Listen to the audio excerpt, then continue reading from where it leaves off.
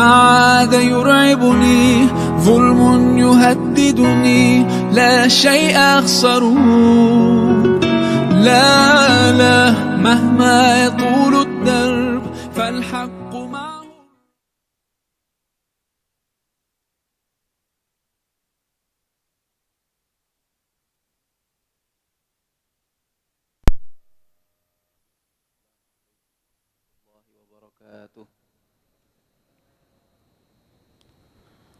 Alhamdulillahi Rabbil Alamin Wabihi nasta'inu ala umuri dunya waddin. Assalatu wassalamu ala ashrafil anbiya'i wal mursalin Nabiina wa maulana Muhammadin Wa ala alihi wa ashabihi wa man ittaba'ahum bi ihsanin ila yaumiddin. Laqad qala Allah Ta'ala fil Qur'anil Karim A'udzu billahi minasy syaithanir rajim. Bismillahirrahmanirrahim. Wa huwal ladzi arsala ar-riyaha bushran baina yaday rahmatih wa anzalna minas samaa'i maa'an tahura. Shadaqallahul azim. Amma ba'du. Faya ayyuhal hadirun rahimani wa rahimakumullah ta'ala. Mudah-mudahan Allah selalu memberikan rahmat kepada kita semuanya. Amin, Allahumma amin. Yang sama-sama kita hormati Ta'mir Masjid beserta seluruh jajaran pimpinan Muhammadiyah cabang atau ranting, Aisyah cabang atau ranting, dan seluruh jamaah hadirin hadirat yang dimuliakan Allah SWT. Alhamdulillah, tema kita ini kita coba kembali ke basic, kembali ke yang dasar, karena meskipun kita mungkin sudah pernah mempelajarinya, tetapi tidak ada salahnya kita mengupgrade, mencoba memahami kembali, terutama dari aspek baik yang menyangkut fikih, atau yang menyangkut hikmah, atau yang menyangkut apa maksud dan juga hikmah apa yang dimaksudkan Allah ketika Allah Subhanahu wa ta'ala memberikan satu konsep, memberikan satu ajaran tentang toharoh. Nah, ini penting sekali. Dan ini toharoh ini kalau dalam fikih, dalam kitab-kitab fikih itu selalu ditaruh di awal, setelah bab niat. Kalau dalam kitab-kitab hadis juga sama. Hadis, apalagi yang hadisnya hadis fikih, itu juga sama. Dimulai dari niat, setelah itu toharoh. Di dalam kitab-kitab yang menunjukkan konsep mengenai irfan atau mengenai tasawuf, itu toharoh juga ditaruh di awal, setelah bab niat. Ini mungkin menegaskan bahwa ada keseragaman sanad, ada keseragaman transmisi keilmuan yang diberikan oleh para guru-guru kita sebelumnya sampai guru-guru kita hari ini, nyambung ke Rasulullah Muhammad SAW. Itu temanya seperti itu. Selalu dimulai dari bab niat, kemudian bab toharoh. Padahal masalahnya kitab itu tidak membahas fikih misalnya, tetapi juga memulainya dengan bab toharoh. Nah, kita karena itu betapa luasnya kajian tentang toharoh ini, pada malam hari ini saya ingin mengkajinya dari aspek yang dasar dulu, dan ini kita sebut saja bagian pertama. Insya Allah nanti di pertemuan-pertemuan berikutnya kita mungkin masih mengkaji bab toharoh, tapi aspek yang lain. Baik, Bapak Ibu sekalian ingkang kula hormati, saya ingin memberikan pendahuluan seperti ini. Seperti barusan sudah saya sampaikan dalam penegasan kitab-kitab para ulama. Islam ini sangat-sangat memperhatikan toharoh. Dan toharoh itu memang banyak maknanya. Nanti kita coba bisa cek bagaimana pemaknaan toharoh itu. Sehingga kemudian kalau kita bandingkan dengan agama lain, kita bandingkan dengan agama-agama selain Islam. Maka kita bisa menyimpulkan bahwa agama ini atau agama yang dibawa oleh Rasulullah Muhammad SAW ini tidak berlebihan jika dikatakan Islamlah yang paling memperhatikan thaharah. Hatta misalnya nun sewu kita habis buang air kecil, itu thaharah, Pak. Coba kita cek di agama lain, itu enggak ada itu. Paling cuma nyuci gitu aja. Enggak ada perspektif tentang thaharahnya. Ya kalaupun cuma dibersihkan, bersihin gitu aja. Dan itu enggak ada kaitannya sama ibadah. Kalau kita semua misalnya cek dalam kitab-kitab suci agama lain, enggak ada itu bab thaharah itu. Enggak ada. Nah, makanya Islam ini benar-benar memperhatikan bab thaharah. Belum lagi nanti kalau dikaitkan dengan makanan. Makanan itu tidak boleh mengandung sesuatu yang najis. Belum lagi nanti najisnya ada najis fisik, ada najis maknawi. Masya Allah, luar biasa Islam itu. Bisa berjam-jam, bisa berhari-hari, bahkan kalau kita kuliah bisa bersemester-semester itu. Hanya mengkaji konsep thaharah ini. Bapak Ibu sekalian, ulama fikih ini yang ahli dalam melakukan proses istimbat hukum fikih. Hukum fikih dan fikih itu biasanya nanti dibagi ada hukum ibadah, ada hukum fikih muamalah, ada hukum fikih nanti yang muamalah itu ada yang dikhususkan, ada yang fikih muamalah tentang baik, ada fikih muamalah tentang munakahat dan seterusnya. Itu semuanya kalau dikaitkan dengan thaharah itu ada. Bahkan misalnya ketika kita bicara tentang fikih munakahat, itu juga ada thaharahnya. Masya Allah, fikih yang menyangkut thaharah ini kemudian menjadi persoalan-persoalan yang krusial di antara kita. Karena itu kemudian ulama fikih khususnya memandang thaharah sebagai salah satu syarat pokok dari sah tidaknya ibadah. Bayangkan kita tidak ngerti thaharah, terus sholat, ditanya, sampean udah wudhu atau belum? Apa memang perlu sholat itu wudhu? Katanya.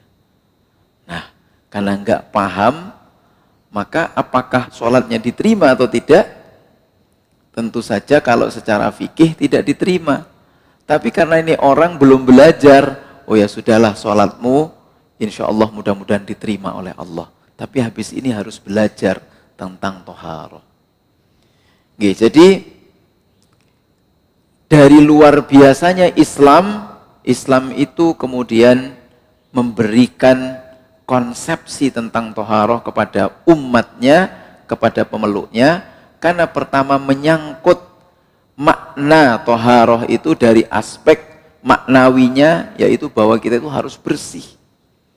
Bersih lahir batin. Dan kemudian dari aspek fisiknya, nah di situ ada yang nanti terkait dengan hadas, ada yang terkait dengan najis. Nah, secara zahirnya, secara fisiknya kita juga berkaitan dengan pembahasan thaharah di situ. Baik, Bapak Ibu sekalian, pengertian thaharah. Kita mungkin sudah ngerti. Bahkan kalau ibu-ibu atau yang sudah akil balik dari ibu-ibu, kalau sudah selesai haid akan ditanya, apakah sudah thaharah? Apakah sudah selesai? Itu maksudnya apakah sudah selesai haidnya sehingga kemudian sudah thaharah atau belum? Nah, sehingga menurut bahasa thaharah itu artinya bersih. Bersih. Ada lagi istilah tohur.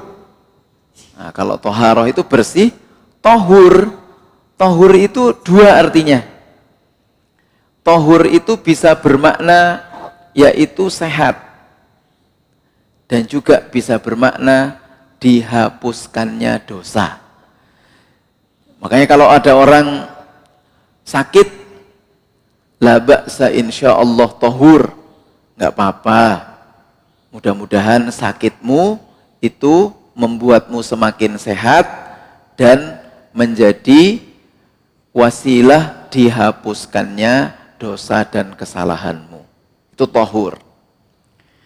Nah, jadi jangan sampai salah sebut.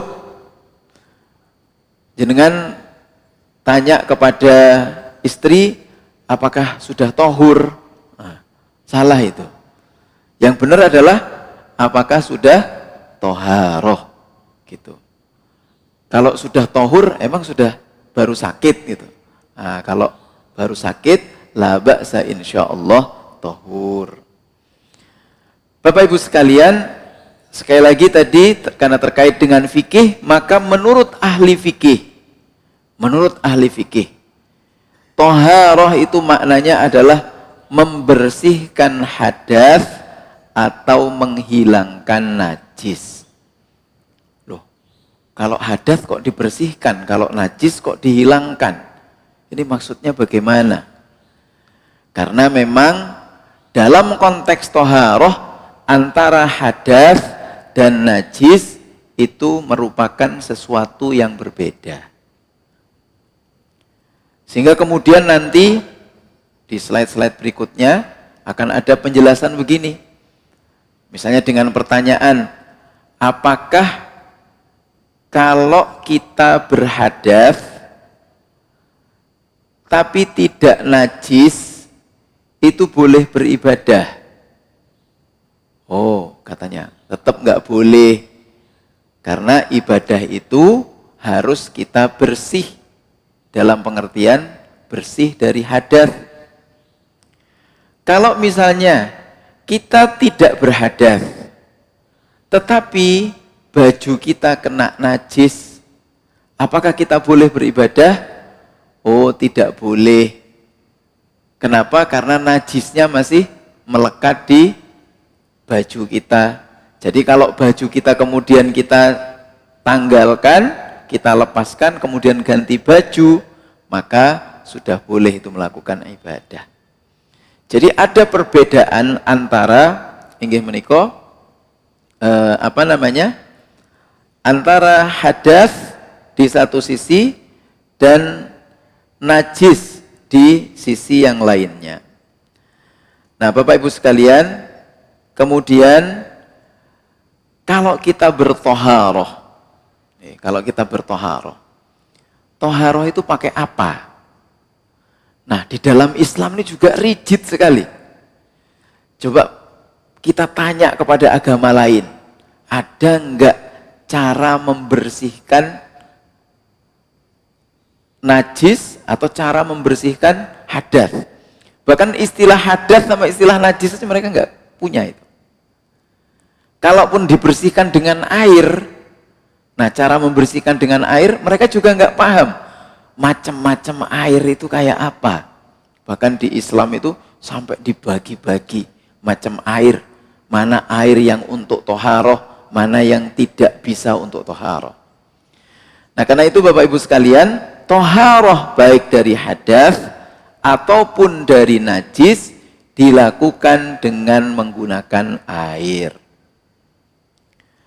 Nah, tadi di surah Al-Furqan yang saya baca tadi, wa anzalna minas samaa'i ma'an tahura. Dan kami turunkan dari langit, yaitu ma'an tahura, air yang bersih sekaligus membersihkan. Loh, ini kok disebut tohur di sini? Nah, kenapa? Karena ma' itu juga sehat, maka disebut tohur, bukan ma' toharoh gitu, mboten. Tetap ma'an tahura. Kenapa? Karena air ini bersih, air ini sehat, dan kalau diminum itu insya Allah menyehatkan. Itulah air yang diturunkan dari langit itu. Nah, kalau di surah Al-Anfal itu menariknya adalah dia terkait dengan bahasanya itu ma'an liyutahhirakum bih. Jadi wa yunazzilu 'alaikum minas sama'i ma'an liyutahhirakum bih wa yudhhiba ankum rijzas syaitan. Nah, ini menariknya nih. Air itu yang diturunkan dari langit oleh Allah, fungsinya ada dua. Satu, untuk membersihkan hadas dan najis. Itu artinya hadas dan najis yang sifatnya lahir. Yang sifatnya lahir. Makanya itu hanya untuk ibadah dan syarat-syarat ibadah. Tetapi kemudian di takbir berikutnya Allah berfirman wa yulhiba ankum rijzas syaitan. Dan air itu juga bisa untuk membersihkan diri kita dari inggih menika perilaku yang syaitaniyah atau perilaku yang biasa dilakukan setan. Makanya ketika kita sedang marah, dianjurkan apa? Dianjurkan berwudu. Tetapi yang menarik adalah ketika hadas itu loh, yang keluar dari belakang atau dari depan, tetapi yang dibasuh muka. Niku nopo hubungannya antara muka dengan yang hadas keluar dari depan dan dari belakang itu. Nah, itu katanya begini, hadas itu kan kondisi batin kita sebenarnya. Kemudian misalnya dimulai dari kalau kita habis makan, apalagi hari ini makannya banyak, besok paginya itu pasti akan ketika bangun tidur lebih banyak al-kentutu kita. Lebih banyak ngentutnya. Karena perutnya ini sudah penuh. Nah, di muka kita ini ada lisan, ada mata, ada telinga, dan seterusnya. Yang itu keseluruhannya adalah anggota yang dibasuh dalam wudhu. Jadi wudhu itu kemudian membuat kita menyadari, lisan kita jangan berlebihan kalau makan. Mata kita jangan lapar mata. Lapar mata itu ngelihat makanan enak, Masya Allah, ambil. Lihat makanan enak, Masya Allah, ambil. Gitu. Perutnya udah stop, kata perutnya. Tapi mata dan lisan kita terus ingin makan dan ingin melihat dari mata kita. Nah, itulah Bapak Ibu sekalian. Karena itu, thaharah itu bisa bermakna zahir, bisa bermakna batin. Baik, kita lanjutkan. Hadas dan najis. Apa sih hadas itu? Kita sering mendengar, kamu lagi hadas ya? Kamu ahli hadis apa ahli hadas? Kalau ahli hadis, ahli tentang hadis. Kalau ahli hadas, sedang berhadas berarti. Nopo hadas itu? Nah, hadas itu gampangannya adalah suatu kondisi. Ya, suatu kondisi atau keadaan yang menyebabkan seseorang secara syar'i dinilai tidak suci. Jadi ini keadaan yang menyebabkan seseorang secara syar'i dinilai tidak suci. Oleh karenanya kemudian orang tersebut tidak diperkenankan untuk melaksanakan ibadah tertentu. Seperti sholat, tawaf, dan membaca Al-Quran. Cuman kalau membaca Al-Quran ini debatable. Ada ulama yang secara mutlak mengatakan, kamu kalau nggak wudhu, itu nggak boleh baca Quran. Nggak boleh pegang mushaf. Nah, niku karena apa? Karena para ulama berbeda ketika menerjemahkan la yamassuhu illal mutahharun. Tidak boleh memegangnya kecuali orang-orang yang suci. Orang yang suci itu apa? Orang yang tidak berhadas. Nah, perbedaannya kemudian ada ulama yang berpandangan megang Quran itu harus berwudu mutlak karena ini sama dengan yang di Lauhul Mahfuz. Kalau kita membacanya itu harus takzim sama yang punya firman. Siapa yang punya firman? Gusti Allah. Kita aja kalau mau bertemu dengan orang yang mungkin kita hormati, Masya Allah, kita mempersiapkan diri. Nah ini mau baca Quran, main ambil aja Qurannya, baca. Tanpa wudhu dulu misalnya. Nah jadi orang yang, atau ulama yang mengatakan bahwa membaca Al-Quran harus pakai wudhu mutlak, karena dalilnya la yamassuhu ilal mutahharun itu. Tapi ada juga ulama diantaranya Imam Malik. Kalau yang tadi Imam Syafi'i, diantaranya Imam Malik. La yamassuhu illal mutahharun itu adalah yaitu yang dimaksud Al-Quran, yakni maknanya. Jadi kalau kita itu belum suci bersih lahir batin, nggak bakalan dapat memahami Al-Quran. Jadi la yamassuhu illal mutahharun itu artinya adalah tidak bisa memahaminya kecuali orang yang suci bersih. Sehingga kemudian kalau orang itu megang mushaf, ya tidak apa-apa kalaupun tidak berwudu. Nah, tetapi afdalnya itu sebaiknya memang berwudu.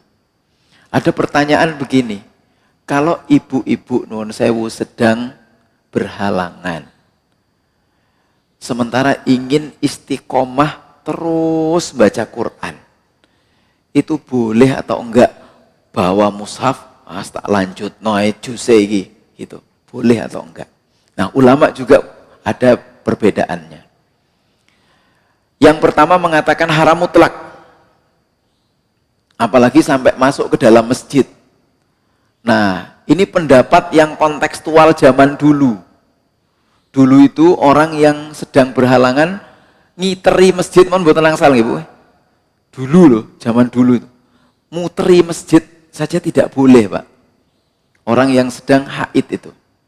Apalagi masuk masjid. Nah, karena apa? Karena zaman itu tidak ada teknologi untuk menciptakan apa namanya? Pembalut. Nah, sehingga dikhawatirkan berceceranlah darah najisnya, nanti kalau ada orang masuk masjid malah kena najis. Tapi kira-kira kalau sekarang ada pengajian seperti ini, kemudian ibu-ibu ingin berpartisipasi, tapi sedang haid, boleh napa mboten masuk masjid? Nah, pendapat yang kedua ini mengatakan boleh-boleh saja. Bahkan baca Quran itu tidak apa-apa. Cuman kalau pegang mushaf, ada yang mengatakan boleh, ada yang mengatakan tidak boleh. Terus bacanya gimana? Yang dihafal saja. Jadi monggo murojaah yang dihafal saja. Itu kalau baca Quran. Nah, baik. Jadi hadas itu keadaan yang secara syar'i membuat orang itu dianggap tidak suci. Nah, sehingga kemudian orang itu tidak boleh untuk melakukan ibadah. Ada dua macam hadas seperti kita tahu, hadas kecil dan hadas besar. Hadas kecil disebabkan oleh karena kita misalnya kentut, buang air besar, buang air kecil. Nah, ini dia, bersentuhan tangan antara laki-laki dan perempuan yang bukan mahramnya itu boleh apa tidak? Maksudnya bukan boleh dalam pengertian boleh apa enggak gitu, bukan. membatalkan wudhunya atau tidak? Kan ada itu. Suami istri yang satu mazhabnya mazhab bersentuhan, wudhunya tetap tidak batal. Yang satu, yang istrinya mungkin, istrinya ini berpendapat sentuhan itu membatalkan wudhu. Nah tapi ada lagi yang membuat orang itu sentuhannya membatalkan itu yang mana? Yang kulit luar apa kulit dalam? Gitu. Sehingga kalau salaman, nah menurut pendapat yang pertama ini, itu membatalkan wudhu. Kalau dalam, jadi kalau sentuhannya luar, karena kan kadang orang nggak sengaja sentuhan ceplek, sininya. Nah itu tidak membatalkan wudhu. Ada pendapat seperti itu. Nah ini nanti kita bahas detailnya, tetapi ini saya kasih contoh-contoh saja. Sehingga hadas kecil itu Bapak Ibu sekalian, yang penting adalah yang utama ketika kita buang air besar, air kecil, dan juga kentut. Itu membatalkan wudhu secara pasti. Secara qat'i itu membatalkan wudhu. Perbedaannya para ulama itu ketika aula mastumun nisa atau bersentuhan tangan antara laki-laki dan perempuan. Lamasa, megang. Aula mastumun nisa niku bersentuhan antara laki-laki dan perempuan. Nah, kalau Imam Syafi'i mengatakan mutlak batal. Mutlak batal. Kalau Imam Malik mengatakan kalau nggak ada nafsu, nggak ada syahwat, nggak batal.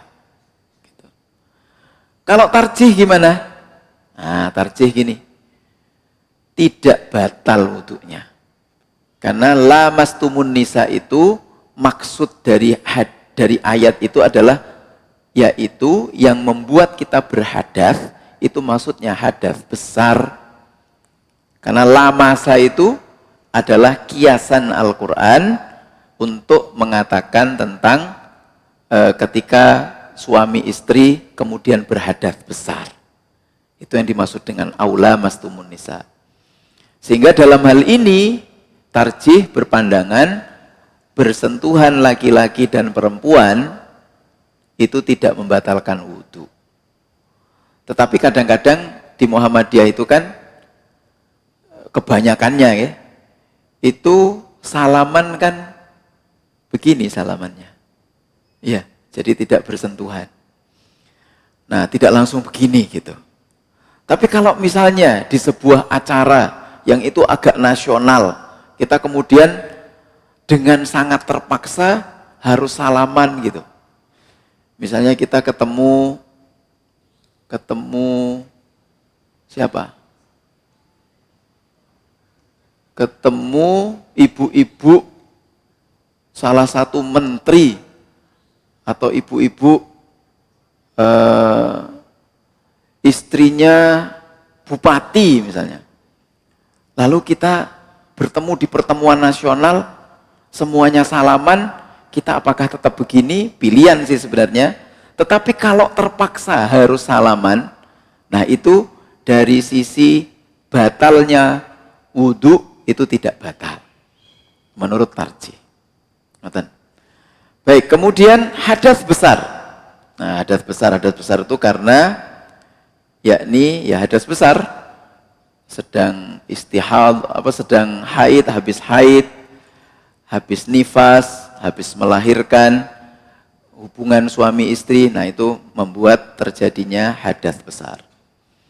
Nah Bapak Ibu sekalian, kalau najis, nah ini najis. Najis adalah sesuatu yang secara fisik dianggap kotor dan menghalangi sah tidaknya seseorang dalam melaksanakan ibadah tertentu seperti sholat dan tawaf. Ini kok nggak ada baca Quran?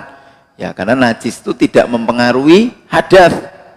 Kita misalnya sedang tidak berhadas, terus kok tiba-tiba nginjek nuwun sewu kotoran kuda di depan sana. Lah maka otomatis kaki kita nopo? Kaki kita najis. Tetapi tidak membatalkan wudhu kita. Kenapa? Karena kita tidak berhadas. Nah sehingga nggak ada hubungannya sama Quran di sini. Nah hubungannya adalah dengan sholat dan tawaf misalnya. Karena kita harus membersihkan dulu. Nah Bapak Ibu sekalian, ada 3 macam najis. Mukhaffafah, mutawassithah, mughalladhah. Mukhaffafah itu najis yang ringan. Seperti ya tadi, misalnya kita tiba-tiba kena kotoran kuda. Nah kemudian ya udah kita bersihkan sampai bersih. Nah baru kemudian hilanglah itu. Atau tai cicak, nah itu mukhaffafah. Mutawassithah, ada yang mengatakan yang baunya tidak segera pergi, seperti kotoran kucing atau kencingnya kucing atau kencingnya tikus, itu baunya Masya Allah itu. Nah itu harus dibersihkan sampai baunya hilang, karena itu najisnya mutawassithah. Kemudian mughalladhah, yang mughalladhah ini ya yang masyhur adalah jilatan liur anjing. Caranya membersihkannya dengan 7 kali bilasan, yang salah satu dicampur dengan pasir ya atau debu. Nah, apa perbedaan hadas dan najis?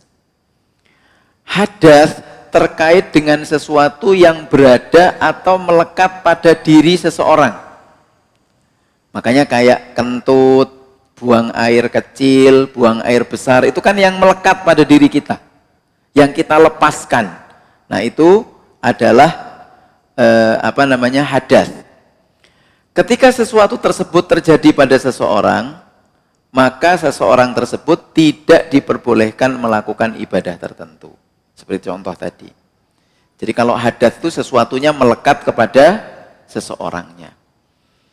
Kemudian najis. Kalau najis gimana?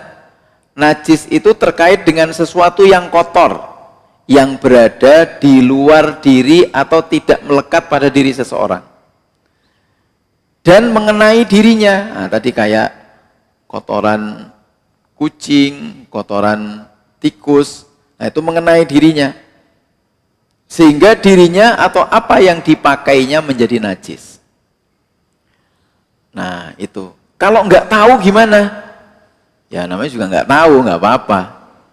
Tapi biasanya kalau yang baunya itu menyengat, seperti tai kucing itu kan menyengat sekali. Kotoran kucing itu. Nah itu sudah mesti itu. Kalau kita kena saja sedikit, itu baunya terbawa kemana-mana. Nah itu perlu dicek itu, kena yang mananya dari bagian tubuh kita atau pakaian kita. Nah, maka Bapak Ibu sekalian, jika tidak dibersihkan, najis tersebut dapat menghalangi seseorang dari melakukan ibadah tertentu. Nah, kalau sudah dibersihkan ya sudah, maka boleh melakukan itu. Jadi secara prinsip perbedaan hadas dan najis adalah kalau orang, ya seperti di sini, orang yang berhadas terkait bisa jadi tidak terkena najis. Jadi orang yang berhadas mungkin tidak terkena najis, sehingga cukuplah baginya berwudu, atau kalau hadasnya besar mandi wajib, atau bertayamum sebelum beribadah. Jadi ada orang yang berhadas tapi nggak kena najis. Karena nggak kena najis, maka seperti kita nih misalnya batal, maka langsung tinggal wudu. Kok pas jalan keluar, orang itu terkena najis? Bisa jadi tidak berhadas, atau bisa jadi berhadas. Maka jika orang itu terkena najis dan tidak berhadas, maka cukuplah baginya membersihkan najis sesuai dengan macam hadasnya. Apa sesuai dengan macam hadisnya maksudnya. Jadi jika kita tidak berhadas, maka cukuplah bagi kita membersihkan najis sesuai dengan macam najisnya. Jadi misalnya kita wudhu masih punya, mau sholat, kok tiba-tiba kena kotoran kuda. Maka kotoran kuda itu tinggal dibersihkan. Tidak perlu kita berwudhu lagi.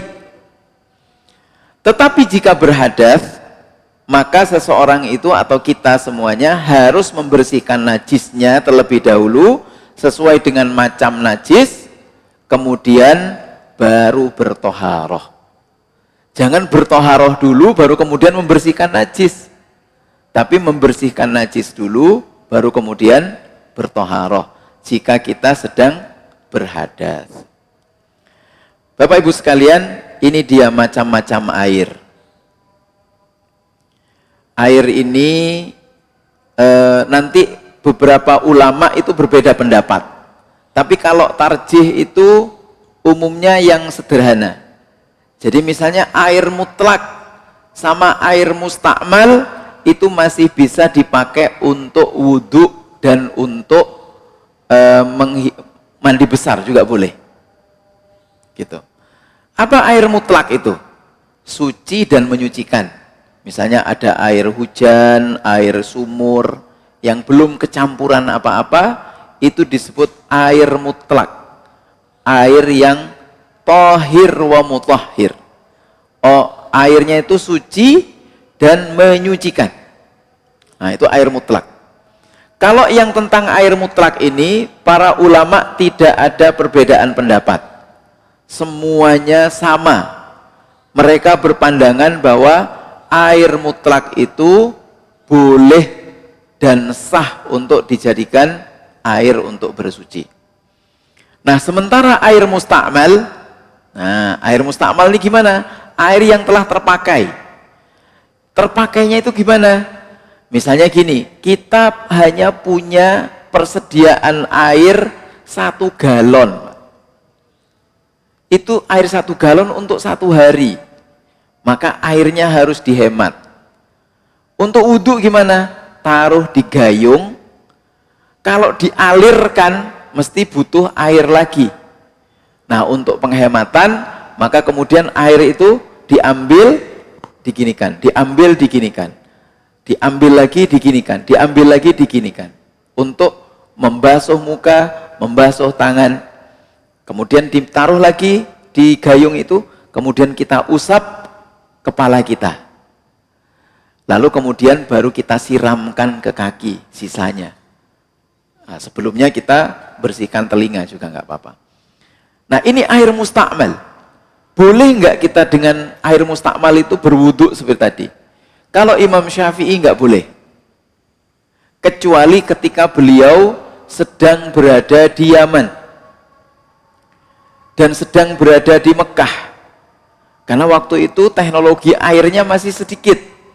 Sehingga kalau mau wudhu, menghemat air sekali. Gitu. Sementara kalau pakai air laut, wah asin gitu, nggak enak.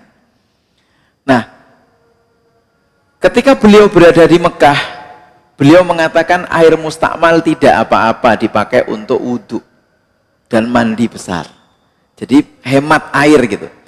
Airnya dipakai lagi, pakai lagi itu meskipun sudah menyentuh tubuh kita, itu tidak apa-apa. Nah, tetapi ketika beliau berada di Baghdad, beliau berpendapat bahwa air mustakmal tidak bisa dipakai untuk wudhu. Maka kemudian terkenal itu, boleh air mustakmal itu ketika ukurannya 2 kulah. 2 kulah itu 60 meter kali 40 meter, tingginya 60 meter. 60, 40, 60. Nah, itu minimalnya. Minimal ukuran bak yang mau diisi air penuh dan kemudian kita wudhunya begini di dalam bak itu. Kan airnya jadi mustakmal ya. Nah, itu tidak apa-apa kalau ukuran baknya segitu. Tetapi kalau lebih kecil dari itu menurut Imam Syafi'i, untuk konteks yang airnya itu banyak, itu tidak boleh. Tetapi tarjih mengatakan tidak apa-apa. Air mustakmal itu boleh. Asalkan tidak berubah warna dan baunya. Kalau berubah baunya menjadi tidak enak misalnya, atau berubah warna banyak sabunnya misalnya, itu baru tidak boleh. Nah, tapi kalau masih jernih, itu kata tarjih, itu boleh. Nah, Bapak Ibu sekalian, ada namanya lagi air mudhof. Oh, apa air mudhof nih? Niki baru nih. Air mudhof niki air yang sudah kecampur, misalnya jadi perasan air jeruk, perasan air apel. Jadi buah apel diperes, tambahi air, nah masuk kita mau wudhu pakai jus. Gak mungkin kita wudhu pakai jus. Nah, tetapi air mudhof ini tidak bisa dipakai untuk bersuci dari hadas. Tetapi kalau dipakai untuk minum, nah itu tidak apa-apa, asalkan menyehatkan. Bapak Ibu sekalian, kemudian ada air musyammas. Air musyammas ini air yang kena sinar matahari dan ditaruh di wajan, entah dari tembaga ataupun dari besi. Rekomendasi medis, kalau ada air yang kena seperti itu, sebaiknya tidak dipakai untuk bersuci. Nah, para ulama juga berbeda pendapat. Ada yang mengatakan boleh kalau tidak berubah warnanya. Itu boleh untuk digunakan sebagai alat bersuci. Kalau berubah warnanya, itu tidak boleh. Nah, ada kasus, itu kan kita biasanya ada sisa air, sisa air di dalam botol, kemudian ditaruh di mobil kita kepanasan, maka airnya pun ikut anget. Kalau dipakai untuk itu, nah itu tadi perbedaan pendapatnya. Ini kan pakai gelas, pakai plastik, bisa apa enggak? Ada yang mengatakan boleh, ada yang mengatakan tidak tadi, karena musyammas. Tetapi yang dimaksud musyammas itu sebenarnya yang kena matahari langsung. Sehingga kalau tadi air itu cuma di dalam mobil, itu tidak apa-apa. Nah, tetapi secara medis sekali lagi, itu sebaiknya tidak diminum. Apalagi misalnya sudah 3 hari kena terus-menerus panas di dalam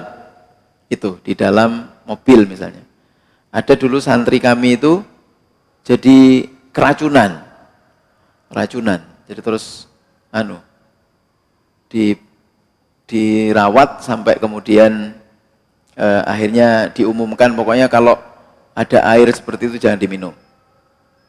Paling terakhir air mutanajjis, air yang terkena benda najis. Nah, ini kalau airnya lebih banyak dibandingkan najisnya, misalnya najisnya cuman cicak, kotoran cicak, maka itu tidak akan membuat airnya kena najis atau menjadi air najis. Tetapi yang dimaksud air mutanajjis di sini, air yang terkena benda najis adalah yang najisnya itu sampai membuat airnya itu tidak bisa dipakai bersuci. Misalnya kena kotoran yang lebih banyak lagi, kena apalagi kotoran anjing, kotoran babi, nah itu sudah pasti menjadi air mutanajjis. Nah, paling terakhir nih, bersuci dengan air mutlak dapat menghilangkan hadas. Ya, betul. Bagaimana kalau dengan air mineral? Nah, kita nggak ada air lagi, mau kemana-mana airnya pakai air mineral. Oh, nggak apa-apa. Itu boleh, didasarkan pada surah Al-Furqan tadi ayat 48. Bagaimana hukum bertayamum dengan bedak? Ini cari debu kok nggak ada, pakai bedak aja. Pakai bedak, celemong-celemong akhirnya. Jawabnya kalau pakai bedak, ibu-ibu, buatan angsal, tidak boleh. Dalilnya di surah An-Nisa 43 dan Al-Maidah 6 yang tentang tayamum itu, bahwa yang dimaksud so'id adalah debu yang berasal dari tanah, bukan dari yang selainnya. Ngoten kemawon, matur nuwun sebagai penutup, ini slide paling akhir. Matur nuwun atas perhatian dan kesediaan mendengarkan. Akhirnya, nasrun minallah fasun qarib wa basyiril mu'minin. Assalamualaikum warahmatullahi wabarakatuh. Waalaikumsalam.